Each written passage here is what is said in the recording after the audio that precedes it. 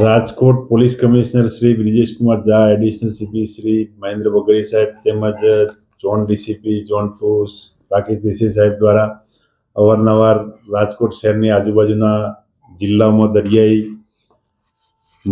દરિયાઈ વિસ્તાર હોય જેથી ત્યાંથી વન્ય પ્રાણીઓ તેમજ વન્યજીવોના અવશેષો, અંગો વગેરે મેળવી અને તેનું ગેરકાયદેસર વેચાણ કરતા હોય જે માલવીયાનગર પોલીસ સ્ટેશન દ્વારા ગઈકાલે 970 ગ્રામ વેલ માછલીની ઉલટી એમ્બરગ્રીસ પકડી પાડવામાં જે અંગે જાણવા દાખલ કરી આગળની તપાસ ફોરેસ્ટ વિભાગ તરફ સોંપવામાં આવેલ છે અને આ કામે 2 વ્યક્તિઓ પકડાયેલ છે, જેમાં કાળુભાઈ નાગજીભાઈ કયાડા, માનપુર ગામ, તાલુકો મેંદરડા, જિલ્લો જુનાગઢ તેમજ પ્રફુલભાઈ શૈલેષભાઈ ટોળિયા, બજરંગ નિવાસ, અંકુર નગર, શેરી નંબર 8, અંકુર મેઇન રોડ, રાજકોટ નાઓને પકડી પાડવામાં આવેલ છે.